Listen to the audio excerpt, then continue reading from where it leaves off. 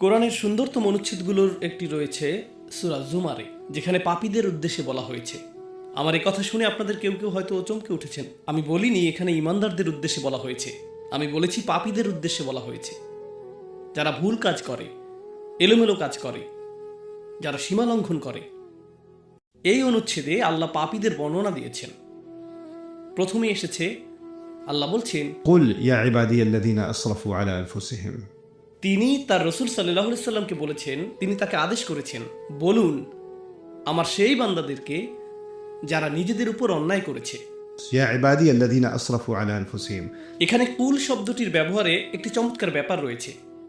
আল্লাহ সরাসরি বলতে পারতেন, يا عبادي الذين أسرفوا على أنفسهم হে আমার বান্দারা যারা সীমালঙ্ঘন করে অনেক দূরে চলে গেছো এবং ভুল কোনো কাজ করেছো, যার দ্বারা নিজের ক্ষতিই করেছো, তারা কেবল নিজেদেরই ক্ষতি করেছে। তিনি তাদের সাথে এভাবে কথা বলতে পারতেন, কিন্তু তিনি এই আয়াতটি শুরু করেছেন রসুল সাল্লাল্লাহু আলাইহি সাল্লামকে একটি আমর বা আদেশ দিয়ে। কুল يعني خاطبهم أنت يا نبي الله صلى الله عليه وسلم কেন? কারণ আল্লাহ রসুল সাল্লাল্লাহু আলাইহি সাল্লামের দায়িত্ব হলো পাপীদের স্মরণ করিয়ে দেয়া। সেই পাপীরা, এমনকি সেই পাপীদের উদ্দেশ্যেও আল্লাহ সরাসরি কথা বলছেন, আল্লাহ তাদের উদ্দেশ্যে সরাসরি কথা বলছেন। সুতরাং এখানে দুটি বিষয় ঘটছে। নবীজির কাজ হলো মানুষকে আল্লাহ ও তার দ্বীনের কথা স্মরণ করিয়ে দেওয়া এবং কিভাবে আল্লাহর কাছে ফিরে আসতে হয় তা জানানো, এবং আল্লাহ আমার ও আপনার কাছে কি চান তা জানানো। এটা করার বিভিন্ন উপায় রয়েছে। এটা করার সহজ একটি উপায় হতে পারে আপনাকে অপরাধ বোধে ভোগানো। তুমি এটা করেছো, তুমি সেটা করেছো, তুমি ওটা করেছো, তুমি জানো এই পাপের শাস্তি কি? জাহান্নাম। তুমি জানো এই পাপের শাস্তি এটা, তুমি জানো আল্লাহ তোমার সাথে কি করবেন, তুমি জানো বিচার দিবসে কি ঘটবে। এমন অনেক উপায়ে এটা করা যায়। আমি আগামী 20 মিনিট আপনাদেরকে এই খুতবা দিতে পারতাম এবং বারবার স্মরণ করিয়ে দিতে পারতাম যে সম্ভবত আপনাদের জান্নাতে যাওয়ার কোনো সম্ভাবনাই নেই। আমি তা করতে পারতাম, কিন্তু এই আয়াতে আমি নবীজি সাল্লাল্লাহু আলাইহি সাল্লাম এবং স্বয়ং আল্লাহর কাছ থেকে ভিন্ন কিছু শিখেছি। আল্লাহ তার রসুল সাল্লাল্লাহু আলাইহি সাল্লামকে আদেশ করেছেন এমন লোকদের সাথে কথা বলতে যারা নিজেদের নিয়ে লজ্জিত, কারণ তারা পাপে নিমজ্জিত এবং তারা মনে করে আমি এতটাই খারাপ, আল্লাহ আমার সাথে কথাই বলবেন না, আল্লাহ কেনই বা আমাকে সম্বোধন করবেন। আল্লাহ তাদের উদ্দেশ্যে কথা বলেন যাদের তিনি ভালোবাসেন, যারা তার অনুগত। আল্লাহ তাদের উদ্দেশ্যে কথা বলেন যারা তার আদেশ পালন করে। আল্লাহ তাদের উদ্দেশ্যে কথা বলেন যারা হালালের উপর থাকে এবং হারামের দিকে যায় না। কিন্তু এই আয়াতে আল্লাহ কথা বলছেন আল্লাযীনা আসরাফু আলা আনফুসিহিম। আর এর চেয়ে উল্লেখযোগ্য বিষয় হলো এই আয়াতটি মক্কায় অবতীর্ণ হয়েছিল। সুতরাং এটি শরীয়তের বিধান আসার পরে আসেনি। এটা রাসূল সাল্লাল্লাহু আলাইহি সাল্লাম মদিনায় হিজরতের পরে নাজিল হয়নি, যখন আমাদের উপর রোজা ফরজ হয়েছিল এবং খাদ্যাভ্যাসের নিয়মকানুনগুলো আরও বেশি করে ব্যাখ্যা করা হয়েছিল। তাই আমরা সাধারণত যেগুলোকে হালাল ও হারাম বলে মনে করি তার বেশিরভাগই তখন ছিল না। এই আয়াতে আল্লাহ যাদের উদ্দেশ্যে কথা বলছেন তাদের মধ্যে এমন লোকও ছিল যারা চূড়ান্ত পাপে লিপ্ত ছিল, তারা এমনকি শিরকও করছিল, এমনকি মুশরিকরাও এর অন্তর্ভুক্ত, এমনকি তারাও। কারণ তারা সবাই আল্লাহর বান্দা, তারা তা উপলব্ধি করুক বা না করুক, তারা স্বীকার করুক বা না করুক, তারা তো আল্লাহরই বান্দা। আপনি হতে পারেন আল্লাহর একজন বিদ্রোহী বান্দা, যেমনটি এই আয়াতে ব্যাখ্যা করা হয়েছে। কারণ আল্লাহ যখন বলছেন হে আমার বান্দারা, স্বাভাবিকভাবেই আপনি ধরে নেন যে বান্দা হলো সে যে তার মালিকের আনুগত্য করে। তাই আপনি ভাবতে পারেন যে এখানে অনুগত বান্দাদের কথাই বলা হচ্ছে। তিনি বলেছেন يا عبادي الذين أسرفوا على أنفسهم আমার সেই বান্দারা যারা নিজেদের উপর অন্যায় করেছে। এখানে আরো চমৎকার বিষয় হলো আল্লাহ বলেননি أسرفوا على ربهم অর্থাৎ তারা তাদের রব আল্লাহর বিরুদ্ধে অন্যায় করেছে বা সীমা লঙ্ঘন করেছে, তিনি তা বলেননি। তিনি বলেছেন এমনকি যখন তোমরা আল্লাহর অবাধ্য হও তখনও তোমরা আসলে শুধু নিজেদেরই ক্ষতি করো। তুমি আল্লাহর রাজত্ব থেকে কিছুই কেড়ে নাও না, তুমি কেবল নিজেরই ক্ষতি করো। সুতরাং এখানে তাৎপর্যপূর্ণ বিষয় হলো পাপীকে তিরস্কার করার পরিবর্তে প্রথমত স্বয়ং রসুল সাল্লাল্লাহু আলাইহি সাল্লামকে আদেশ করা হয়েছে পাপীদের সম্বোধন করতে এবং স্মরণ করিয়ে দিতে, আমি শুধু তোমাদেরকে নিজের ক্ষতি করা বন্ধ করতে বলছি, আমি শুধু সেটাই করতে বলছি।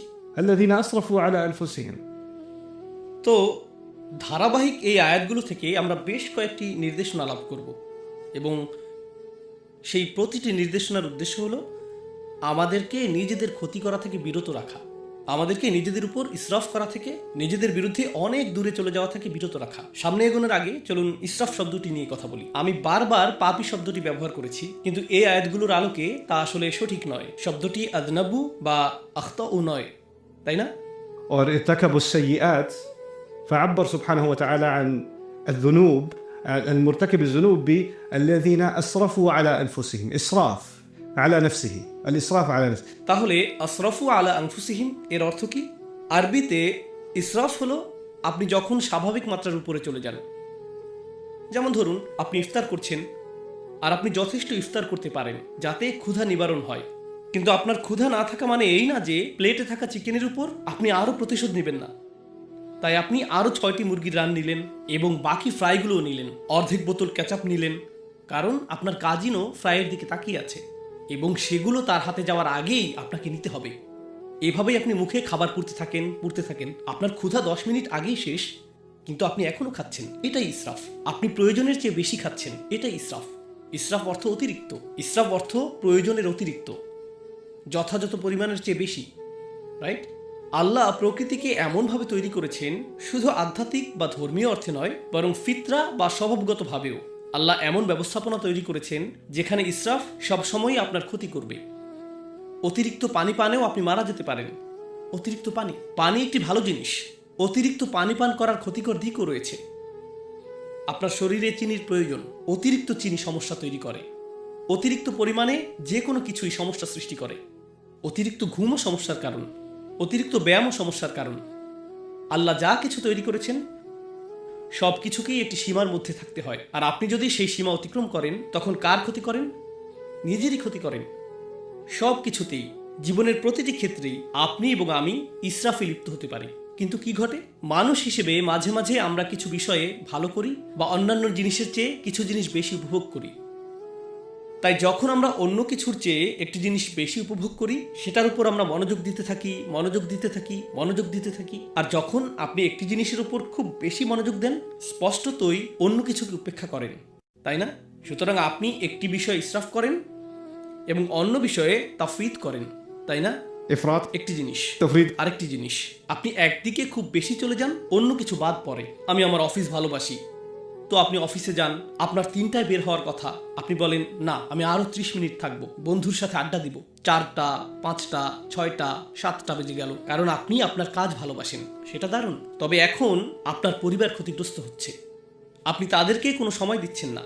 আপনার বাবা মাকে ফোন করার সময় নেই, আপনার মসজিদে গিয়ে নামাজ পড়ার সময় নেই, আপনার আর কোরআন তেলাওয়াত করার সময় নেই, কারণ আপনি সমস্ত সময় ব্যবসাতে দিচ্ছেন, তাই না? অথবা কেউ বলল আমি শুধু আমার সন্তানদের যত্ন নিতে চাই, তাই সে তার সমস্ত সময় সন্তানদের জন্য ব্যয় করছে। এখন যেহেতু তার সবটুকু সময় সন্তানদের সাথে কাটাচ্ছে, জীবন সঙ্গীর জন্য তার কোনো সময় নেই, বাবা মায়ের জন্য তার কোনো সময় নেই, ইবাদতের জন্য তার কোনো সময় নেই, তার সময় নেই। আপনি ইসরাফ করে ফেললেন। এমনকি ভালো কাজেও আপনি ইসরাফ করতে পারেন। এটা শুধু খারাপ কাজেই নয়, ভালো কাজেও প্রযোজ্য।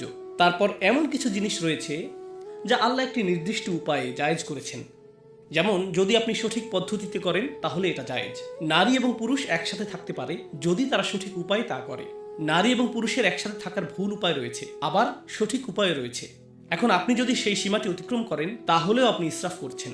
আপনি এমন সীমা লঙ্ঘন করছেন যা লঙ্ঘন করা উচিত নয়। সুতরাং সীমা লঙ্ঘনের বিভিন্ন ধরন রয়েছে। কখনো কখনো মানুষ সীমা অতিক্রম করে এবং তারা তা বুঝতে পারে না। এটি আরেকটি বিষয়। আমি মনে করি না যে আমি ভুল কিছু করেছি। এটি ছিল ছোট একটি পদক্ষেপ যা আরেকটি ছোট পদক্ষেপে নিয়ে গেছে এবং আপনি কিছু বোঝার আগেই হায় আমি তো অনেক আগেই সীমা অতিক্রম করে ফেলেছি আর বিপজ্জনক এলাকার অনেক দূরে চলে এসেছি। আমি এখন নিষিদ্ধ এলাকায় বহু দূরে চলে গেছি। আপনি অনেক দূরে চলে গেছেন আর এখন আপনি বলছেন হায় আমি এলোমেলো করে ফেলেছি, কিভাবে আমি ফিরে আসব? অনেক দূরে চলে এসেছি। মজার একটা বিষয় আমেরিকার অর্থনীতিতে দেখা গিয়েছিল। যখন কয়েক বছর আগে সাবপ্রাইম মর্টগেজ সংকট হয়েছিল, তখন বলা হচ্ছিল ব্যাংকগুলো এতটাই বড় যে তা ব্যর্থ হতে পারে না, অথবা গাড়ি কোম্পানিগুলো এতটাই বড় যে ব্যর্থ হতে পারে না। অর্থাৎ তাদের ব্যর্থতা এতটাই বড় যে নিরুপায় হয়ে তা মেনে নিতে হবে। এর থেকে ফিরে আসার আর কোনো উপায় নেই। তাই আসো এই ফুটো বালতিতে আরও টাকা ঢালি, তাই না? আপনি ভাবেন তওবা করার তুলনায় আমি অনেক বেশি পাপী, আমি ফিরতে পারবো না, সংশোধন করা সম্ভব না, এখন আমার কেবল পতনই হবে, আমার অনেক দেরি হয়ে গেছে। এটা আসলে এক ধরনের হতাশার মানসিকতা। তো আল্লাহ আমাকে এবং আপনাকে নিজেদের ক্ষতি করা থেকে রক্ষা করার জন্য প্রথম যে কথাটি বলেছেন, লা তাকনাতু মির রহমাতিল্লাহ, আল্লাহর পক্ষ থেকে আসা ভালোবাসা ও যত্ন থেকে আশাহত হয়েও না। আল্লাহ এখনো আপনাকে ভালোবাসেন, আল্লাহ এখনো আপনার প্রতি যত্নশীল। আমি রহমার অনুবাদে দয়া শব্দটি ব্যবহার করিনি, আমি ইচ্ছাকৃতভাবে ভালোবাসা ও যত্ন ব্যবহার করেছি। আমি এই খুতবাতে তা ব্যাখ্যা করতে চাই। আমি অন্যত্রও এটা বলেছি, কিন্তু এই বিষয়ে আশা হারাবেন না যে আল্লাহ এখনো আপনাকে ভালোবাসেন এবং আল্লাহ এখনো আপনার প্রতি যত্নশীল। إن الله يغفر الذنوب جميعا. কোনো সন্দেহ নেই আল্লাহ সমস্ত পাপকে একসাথে ক্ষমা করে দেবেন, এর সবগুলো তিনি সব কিছু মুছে দেবেন, সব কিছু ঢেকে দেবেন। إن الله يغفر الذنوب جميعا إنه هو الغفور الرحيم. কিভাবে তিনি তা করতে পারেন? আল্লাহ বলেছেন এর কারণ একমাত্র তিনিই ভুল ত্রুটির অতিশয় মার্জনাকারী এবং তিনিই সর্বদা প্রেমময় ও যত্নশীল। এটাই প্রথম চিকিৎসা যা আমার প্রয়োজন।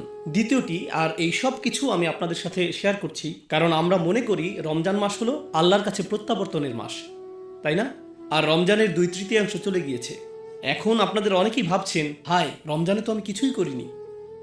এত বড় একটা সুযোগ ছিল, রমজানের প্রস্তুতি নিয়ে, রমজানকে সর্বোচ্চ কাজে লাগানো নিয়ে এত আলোচনা হলো, এখন 20টিরও বেশি রোজা চলে গেল, আমি কিছুই করতে পারিনি। আমি এমনকি নামাজও কাজা করেছি, আমি আমার খারাপ অভ্যাসগুলো ছাড়তে পারিনি, আমি শুধু ভুল করেই চলেছি। আর এখন রমজান মাস প্রায় শেষ, কিন্তু আত্মতৃপ্তি লাভ করার মতো আমার কিছুই নেই। ঠিক যেমন আমরা বলি আত্মতৃপ্তি লাভ করার মতো আমার জীবনে কিছুই নেই, আমি সব নষ্ট করে ফেলেছি। এখন আমরা রমজানের ক্ষেত্রেও সেটাই বলছি। রমজান হলো 1 মাসে আমাদের জীবনের সারসংক্ষেপ।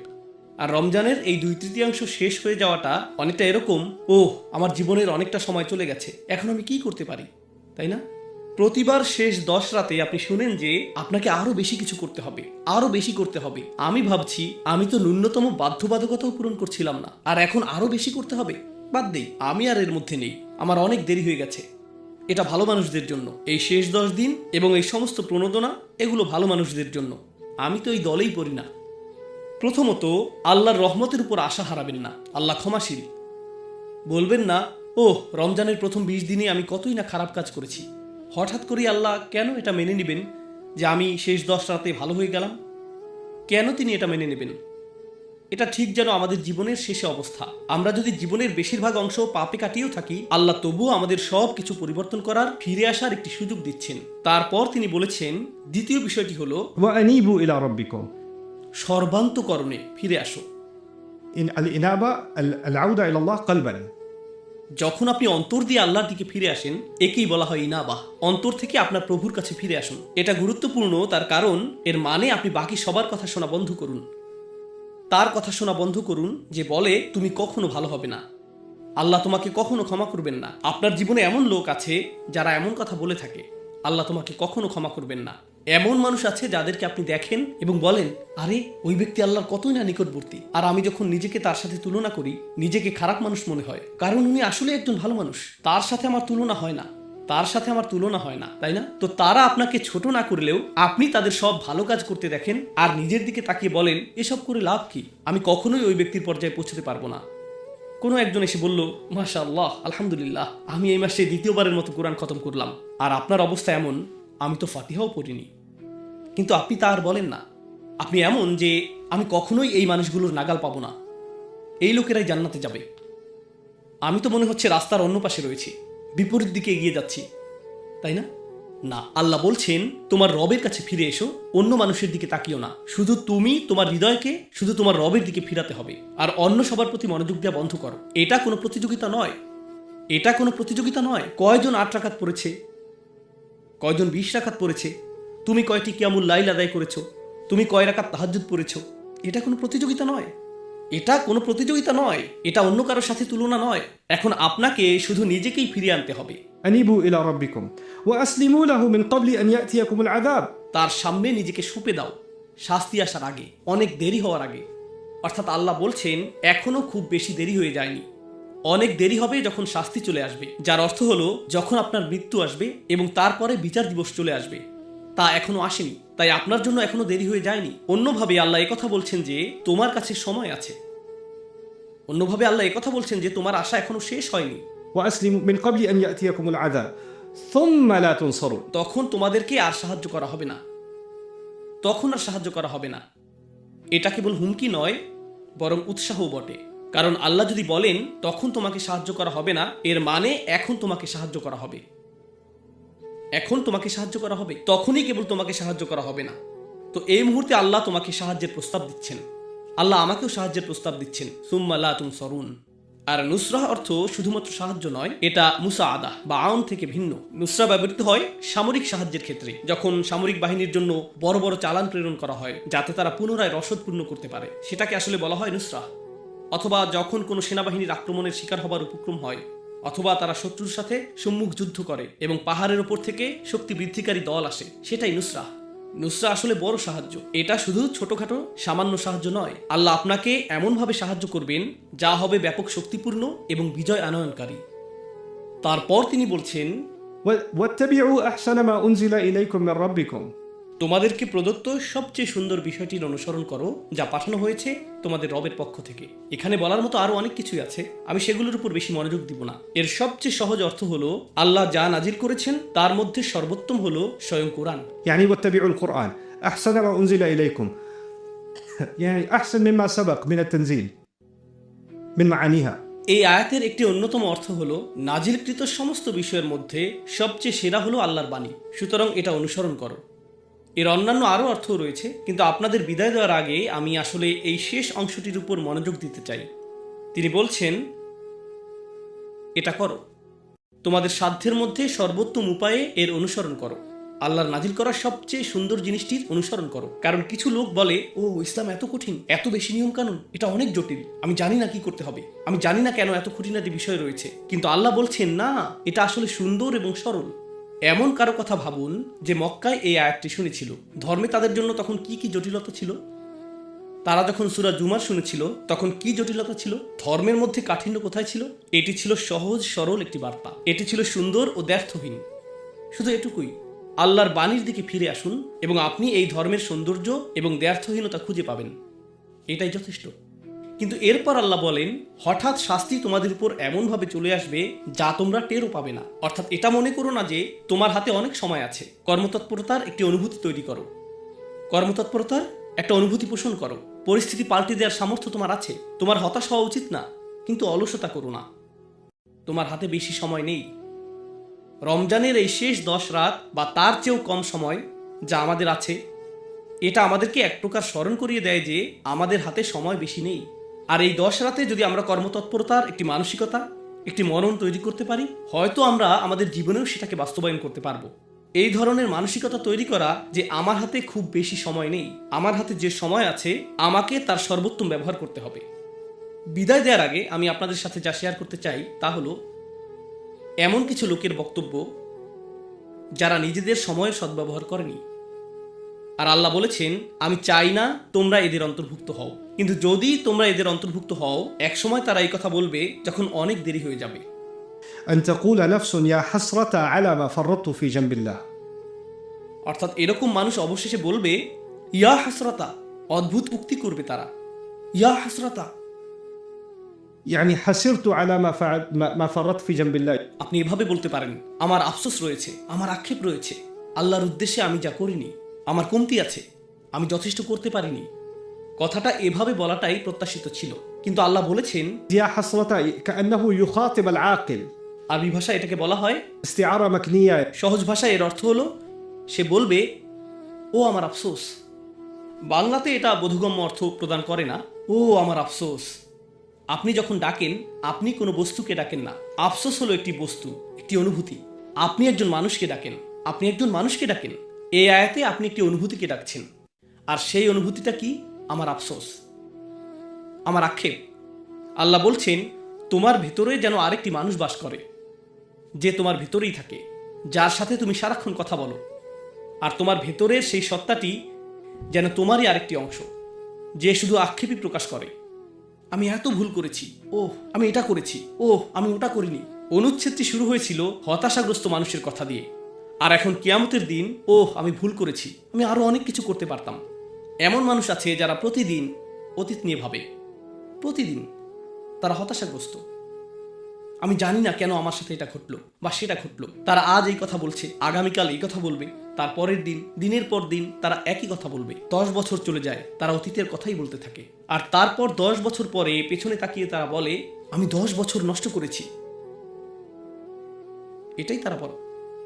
على ما فرطت في جنب الله يا حسرة على ما তারা তাদের আক্ষেপের সাথে কথা বলছে, তারা তাদের ভেতরের আক্ষেপের সাথে ক্রমাগত কথোপকথন চালাচ্ছে। তারা অন্য কারোর সাথে কথা বলতে চায় না। আপনি যদি আপনার আক্ষেপের সাথে কথা বলেন, আপনি আল্লাহর সাথে কথা বলতে পারবেন না। আপনাকে বেছে নিতে হবে আপনি কার সাথে কথোপকথন করতে চান। কথোপকথনের জন্য আল্লাহ আপনাকে বেছে নিতে চান, আর আপনি কথোপকথনের জন্য নিজের আক্ষেপকে বেছে নিচ্ছেন। থামুন, কারণ আপনি যদি নিজের মন না বদলান, একটা সময় আসবে যখন চিরকাল আপনাকে সেই কথোপকথনই চালিয়ে যেতে হবে। আল্লাহ আমাকে এবং আপনাকে এর থেকে হেফাজত করুন। না হলে আমাদেরকে চিরকাল শুধু আমাদের আক্ষেপের সাথে এভাবে কথা বলতে হবে। على ما فرطت في جنب الله কত বিষয় আমি কমতি করেছি। তাফরিত অর্থ আমি আরো করতে পারতাম, কিন্তু আমি ন্যূনতমটুকু পূরণ করিনি, আমি যথেষ্ট করিনি।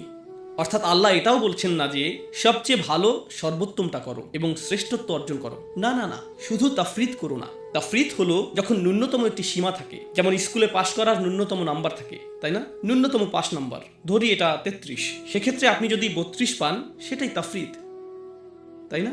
যদি তা অতিক্রম করেন, পরীক্ষায় পাশ করেন, আপনি নিরাপদ। আমি তো সহজেই পার হতে পারতাম, এটা কঠিন ছিল না, আমার কাছে তো খুব বেশি চাওয়া হয়নি। তাই সে বলবে, কেন আমি তা করলাম না? وإن كنت لمن الساخرين আর আমি আল্লাহর সাথে এমনটা করেছি। ফি জাম্বিল্লাহ, এটাও বিস্ময়কর বাক্যাংশ। আমি এমনটা করেছি যখন আল্লাহ আমার পাশেই ছিলেন।